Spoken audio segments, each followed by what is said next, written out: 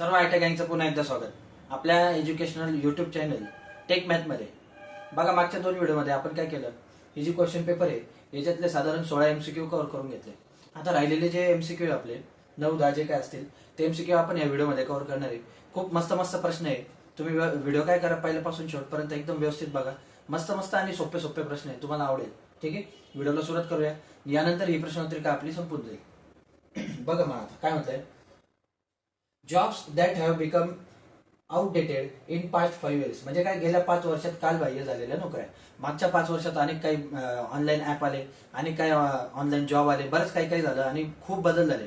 तर मागच्या 5 वर्षामध्ये असे कोणते कोणते जॉब आहे जे आउटडेटेड झाले. आउटडेटेड झाले याचा अर्थ काय, जे निघून गेले. बघूया कोणतं कोणतं आहे. स्विगी तर आता करंट आहे, बरोबर आहे. कसलं ऍप आहे ते, आपलं फूड डिलिव्हरी. त्यानंतर उबर पण आता करंट आहे. हे पण कशासाठी, ऑनलाईन ऑटो वगैरे, टॅक्सी वगैरे बुक करण्यासाठी. ओला पण सेम आहे, त्यांनी तर गाडी पण काढली आता, त्यांची गाडी पण आहे. प्लस त्याचं जे आपलं ऑटो किंवा टॅक्सी आहे याच्यासाठी सुद्धा आपण काय वापरत असतो, ओला वापरत असतो. आता आउटडेटेड कोणतं आहे तर एसटीडी बूथ, बरोबर आहे. हे तुम्हाला आठवत असेल, तुम्ही जेव्हा कधी लहान असाल, शाळेत असाल, तर तेव्हा असं एक बूथ होतं. त्या बूथमध्ये एक डबा होता, बरोबर आहे. त्याच्यात आपण काय करायचो, डबा म्हणजे फोन होता. आपण काय करायचो, त्याच्यात कॉईन टाकायचो आणि कॉईनवरून काय करायचो, कॉल करायचो, बरोबर आहे. तर त्याला काय होती, अशी एक केबल कनेक्ट होती. त्याला काय म्हणायचं आपण, एसटीडी बूथ. आता हे सहजासहजी कुठे पाहायला भेटत नाही. मग यांच्यापैकी आउटडेटेड कोणतं झालेलं आहे, तर एसटीडी बूथ हे झालंय. मग याचा राईट आन्सर काय झाले, एसटीडी बूथ. जाऊया पुढच्या प्रश्न.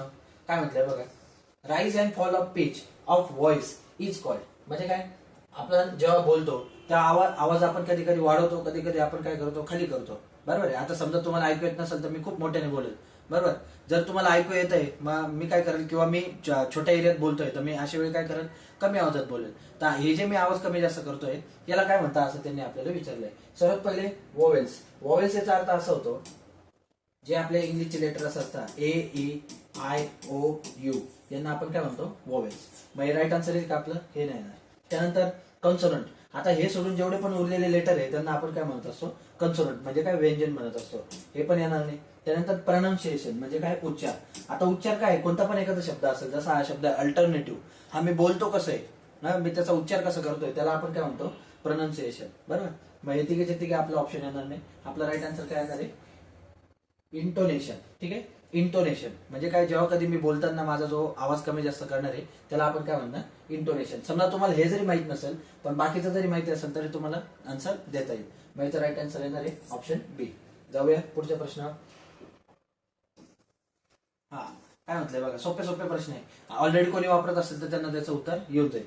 काय म्हटलंय, debit card will have how many digit number. Debit card मध्ये किती अंकी संख्या असतात. डेबिट कार्ड म्हणजेच आपलं ते एटीएम असतं ना, त्यालाच आपण काय म्हणत असतो, डेबिट कार्ड. ठीक आहे, तर त्याच्यावरती जो नंबर असतो हा किती आकडे असतो असं त्यांनी साध्या भाषेत विचारलंय. 14 ने, 12 ने, 18 ने, तो किती आकडे असतो, तर 16 आकडे असतो. ज्यांच्याकडे ऑलरेडी असेल डेबिट कार्ड वगैरे त्यांना माहिती असेल. नसेल माहिती तर तुम्ही काय करा, फक्त हे लक्षात राहू द्या, किती आकडे असतो, 16 आकडे. जाऊया पुढच्या प्रश्नावर. डेबिट नाही, आपलं क्रेडिट कार्ड नाही, डेबिट कार्ड. दोघांमध्ये फरक आहे. तर त्यांनी आपल्याला डेबिट कार्ड बद्दल विचारलंय. जाऊया पुढच्या प्रश्न. काय म्हटलंय बघा, choose the correct tense of the verb I dash dash music when I was child. क्रियापदाचा योग्य काळ निवडा. खूप सोपा प्रश्न आहे. काय विचारलंय त्यांनी, हे जे आपलं इंग्लिश लिटरसीचा भाग आहे, इंग्लिश ग्रामर, त्याच्यातला एक साधा सोपा प्रश्न विचारलाय. I dash dash music when I was child. मी लहान होतो तेव्हा म्युझिक डॅश डॅश काय करायचो, शिकायचो, वाजवायचो किंवा म्हणायचो, जे काय असेल, बरोबर. पण आता त्यांनी ते आपल्याला कसं विचारलंय, भूतकाळामध्ये विचारलंय. कशामध्ये विचारलंय, भूतकाळ. म्हणजे ती क्रिया आपली ऑलरेडी घडून गेलेली.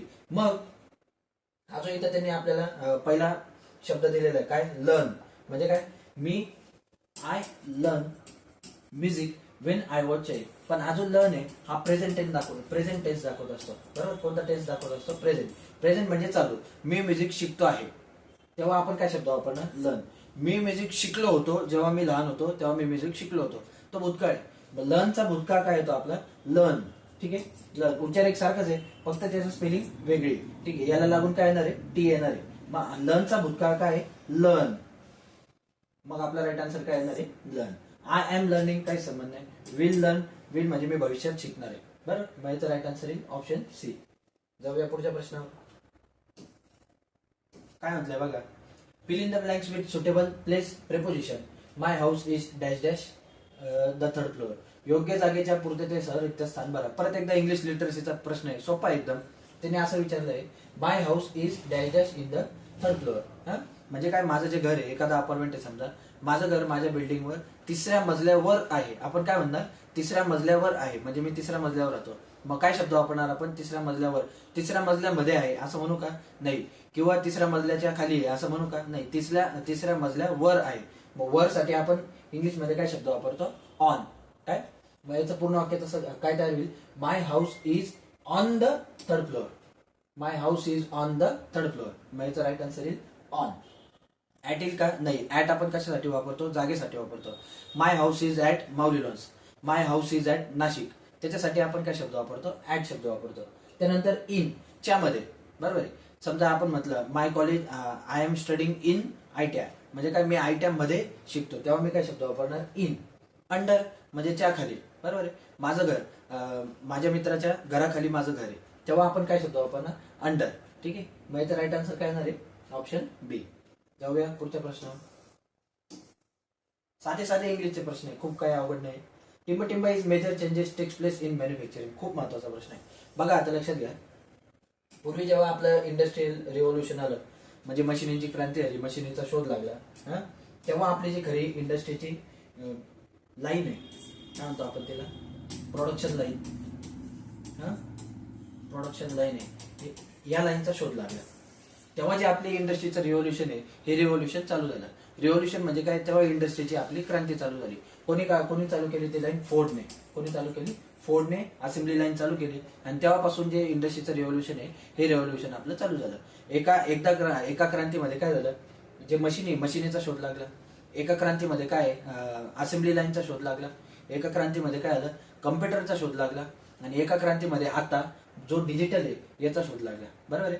तर त्यांनी आपल्याला काय विचारलंय की टिंब is major changes takes place in manufacturing, म्हणजे उत्पादनात मोठे बदल होत आहे. कोणत्या उत्पादनात मोठे बदल होत आहेत, फूड रिव्होल्युशन, नाही.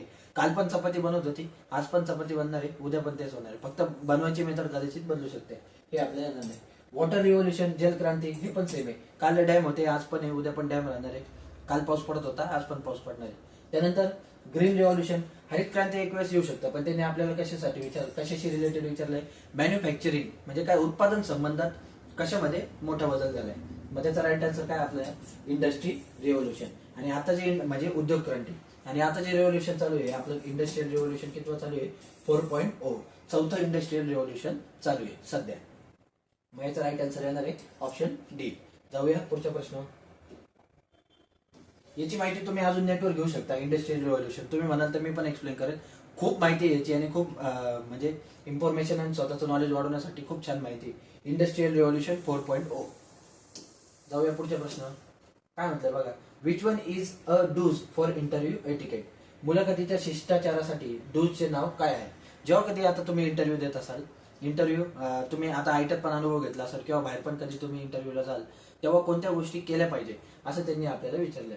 सर्वात पहिले अनौपचारिक पोशाख, म्हणजे काय, अनऑफिशियल ड्रेस, म्हणजे टी शर्ट घालून जायचं, जीन्स घालून घ्यायचं, एक हात खिशात, या हातात कड, गळ्यात साखळी, असं चालतं का, अजिबात नाही चालत, बरोबर. आता आम्ही कसं शिक्षक म्हणून आम्ही तुमच्या समोर कशी उभं राहतो, शर्ट करणार, शर्टिंग करणार, तेव्हा तुम्हाला समजतं की हा हे सर आहे. मी जर टी शर्ट किंवा बनियनवरती चालत होतो, तुमच्या लक्षात येईल का, नाही ना. मग आपला जो पोशाख आहे, हा पोशाख आपला व्यवस्थित पाहिजे. आणि यांनी काय म्हटलंय, व्यवस्थित नाहीये, मग ऑप्शन येईल का, नाही. पुढे काय म्हटलंय, एक्सेसिव्ह गेस्चर, अत्याधिक हावभाव, जास्त हावभाव, जोक मारला तर थोडं हसण्या, एकदम मोठ्याने हसायचं, काय बोललं तर जास्त चिडायचं, जास्त एक्सप्रेशन दाखवायचे, तर हे पण काय चुकीचं आहे. त्यानंतर नर्वसनेस, चिंताग्रस्त, हे तर अजिबात नाही केलं पाहिजे. नर्वसनेस म्हणजे काय, घाबरायचं, हातपाय थरथरणे, छातीत धडधड होणे, बोलताना आपली तोतली वळणे, हे प्रॉब्लेम इंटरव्ह्यूच्या वेळेस खूप होतात. पण जसं जसं तुम्हाला फ्युचरमध्ये त्याचा एक्सपिरियन्स येतो, एक्सपिरियन्स आल्यानंतर हे अनुभवाने या गोष्टी होण्यासारख्या आहे. ठीक आहे. मग त्यांनी आपल्याला काय विचारलं, काय केलं पाहिजे. मग आपण काय केलं पाहिजे, काम अप्रोच, म्हणजे काय, शांत दृष्टिकोन, एकदम आपण शांततेने त्यांच्याशी बोलायला पाहिजे. कारण त्यांनी जर समजा तुम्हाला एखादा टेक्निकल प्रश्न विचारला, त्यांनी सांगितलं व्हर्नियर कॅलिपरचा लिस्ट काउंट किती, आपण लगे हातपाय थरथरत, डोक्यात विचार करत इकडं तिकडं येत असतं बऱ्याच मुलांना, पण ते घाबरून काय होतं, ते पण आपण विसरून जातो. त्यामुळे इंटरव्ह्यूला जाताना एकदम कसं राहायचं, शांत राहायचं. समोर बसणारा पण माणूस आहे, तुम्ही पण माणूस आहे, एवढाच फरक आहे, त्याला काही गोष्टींचा अनुभव आहे आणि त्याच्याकडे तुमच्यापेक्षा जास्त नॉलेज आहे. बरोबर. पण तुमच्याकडे पण याचा अर्थ असा नाही की तुमच्याकडे काहीच नॉलेज नाही, तुमच्याकडे पण काही ना काही नॉलेज आहे. मग जे नॉलेज तुमच्याकडे आहे ते तुम्हाला त्यांच्यापर्यंत व्यवस्थित पोहोचवायचं आहे. मग आपण अशा वेळी कसं राहिलं पाहिजे, तर शांत शांत दृष्टिकोन आपला राहिला पाहिजे. मग राईट आन्सर काय येईल आपलं, सी. जो कोणता मुलगा असेल, म्हणजे एवढा मूर्खपणा केलाय त्या मुलाने, ऑप्शन कोणतं चॉईस केलंय, नर्वसनेस, चिंताग्रस्त, तिथं राहिलं पाहिजे का आपण? किती साधा सोपा विषय आहे. तुम्ही एकदम हे कॉमन सेन्स नाही याचे प्रश्न सोडवू शकता, याला काही खास अभ्यास करायची गरज नाही. जाऊया पुढचे प्रश्न. How do successful people handle failure. बघा आता त्याच्याशी संबंधित एक प्रश्न आला, काय, यशस्वी लोक अपयश कसे हाताळतात. आता जे काही लोक आहे, समजा आज मी असेल, कोणी पण असेल, तुमचा एखादा मित्र असेल, आज त्याला नोकरी नाही, पण भविष्यात त्याला काय होतं, नोकरी लागते, तिथं तो चांगलं काम करतो, अजून भविष्यात तो चांगल्या ठिकाणी नोकरीला जातो. तर हे जे कशामुळे शिकतो तो, किंवा तो स्टेप बाय स्टेप कसा चढत जातो, त्याला हळूहळू प्रत्येक गोष्टीचा काय येत असतो, एक्सपिरियन्स येत असतो. आणि एक्सपिरियन्स आल्यामुळे तो त्याच्यातून नवीन नवीन काहीतरी शिकत असतो, आणि त्या एक्सपिरियन्समुळे काय होतं, त्याची जी प्रगती ग्रोथ आहे ही ग्रोथ होत असते. त्याने आपल्याला तेच विचारलंय की जे सक्सेसफुल पीपल आहे, म्हणजे ऑलरेडी ज्यांना मस्त नोकरी वगैरे सर्व व्यवस्थित आहे, ते आयुष्यात यशस्वी आहे त्यांच्या, असे लोक फेल्युअर कसे हाताळतात असं विचारलं त्यांनी.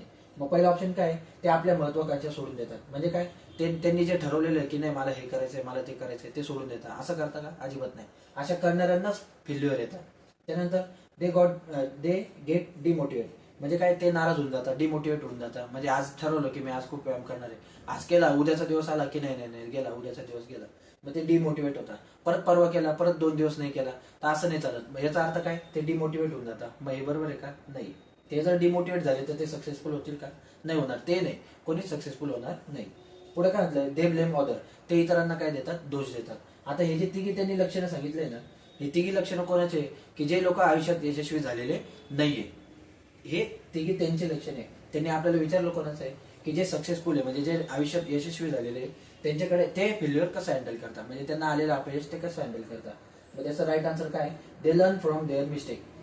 ते त्यांच्या चुकांमधून शिकतात. ते काय करतात, समजा आता एखादी चुकी आली, तुम्ही नवीन आहे, मी नवीन आहे, समजा आपण कुठे नोकरीला गेलो किंवा कुठे इंटरव्ह्यूला वगैरे गेलो, तर तुम्ही जेव्हा सर्वात पहिले इंटरव्ह्यू द्याल तेव्हा तुम्हाला साहजिक आहे, तुम्हाला भीती वाटेलच, कारण तुम्ही याच्या आधी इंटरव्ह्यू दिलेला नाही.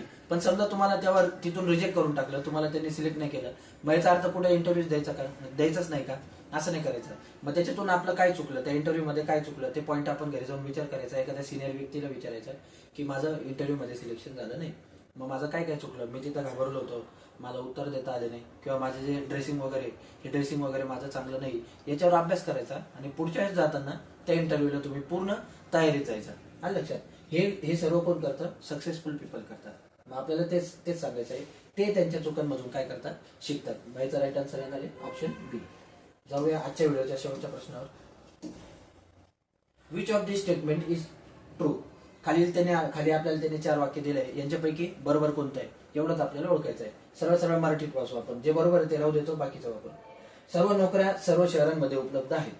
हाय का असं, नाही. आता जसं नाशिक आहे, नाशिकमध्ये आयटी पार्क नाही, म्हणजे जे कम्प्युटरशी रिलेटेड जॉब आहे हे नाशकात नाही, हे जास्त कुठे अवेलेबल आहे, तर पुण्यात अवेलेबल आहे. मग हे वाक्य आपलं चुकीचं आहे. ठीक आहे, की सर्व जॉब सर्व सिटीमध्ये अवेलेबल असतात असं काही नाही. MIDC इथं आहे, पण एखाद्या गावाकडे गेलं तर तिथं तुम्हाला MIDC भेटत नाही. मग आपलं रॉंग येईल. त्यानंतर only a few cities have job opportunity. काही शहरांमध्येच नोकरीच्या संधी आहेत, हे पण चुकीचं आहे. आणि लक्षात, कारण काय, बहुतेक जे सिटी, समजा आता तुम्ही नाशिक असाल, तुम्ही पुण्याला गेले, तुम्ही मुंबईला गेले, औरंगाबाद, कुठे औरंगाबादला सुद्धा MIDC, नगरला गेले, कोणत्या पण जिल्ह्यात गेले, शहरात गेले, तिथं काही ना काही तुम्हाला जॉब जे आहे हे जॉब अवेलेबल आहे. हा एवढा आहे की काही सिटीमध्ये इथं तुम्हाला IT नाही भेटणार, इथं तुम्हाला मेकॅनिकल जॉब मिळतील किंवा कंपनी वगैरे भेटेल, पण मग काही ना काहीतरी जॉब तुम्हाला अवेलेबल आहे. यांचं काय म्हणणं आहे, काही शहरांमध्येच नोकरीच्या संधी आहे, म्हणजे फक्त मोजक्याच शहरांमध्ये नोकरीच्या संधी, असं नाहीये. जवळपास 80 ते 90 शहरांमध्ये 80 ते 90% शहरांमध्ये नोकरीच्या संधी या अवेलेबल आहेच. त्यानंतर salary in metro cities is always higher than small towns. हे काही प्रमाणात बरोबर येऊ शकतं, पण हे पण आपण पूर्ण कन्सिडर करणार नाही. मेट्रो शहरांमधील पगार लहान शहरांपेक्षा नेहमीच जास्त असतो. ठीक आहे, काही प्रमाणात थोडाफार 19-20 फरक राहणार आहे, पण प्रत्येक वेळा तसंच होईल असं काही नाही. समजा आता एखाद्या मोठ्या कंपनीत, नाशकातल्या एखाद्या मोठ्या कंपनीत जॉबला लागला आणि तोच व्यक्ती मुंबईच्या एका मोठ्या कंपनीत जॉबला लागला, तर दोघी ठिकाणी त्याला जी सॅलरी आहे ही सॅलरी कशी राहणार आहे, एकसारखीच राहणार आहे. मग तो मुंबईत आहे म्हणून त्याला जास्त पगार भेटतोय का, असं काही नाही. ते कशावर अवलंबून असतं, तो लागणाऱ्या कंपनीत, त्याच्या शिक्षणावर, त्याच्या पोझिशनवर, त्याच्या अनुभवावर, या सर्व गोष्टींवर अवलंबून असतं. मग हे पण आपलं रॉंग येईल. बरोबर कोणतं येईल मग, काही शहरांमध्ये विशिष्ट नोकरीच्या भूमिकेसाठी इतरांपेक्षा अधिक संधी आहे. बरोबर.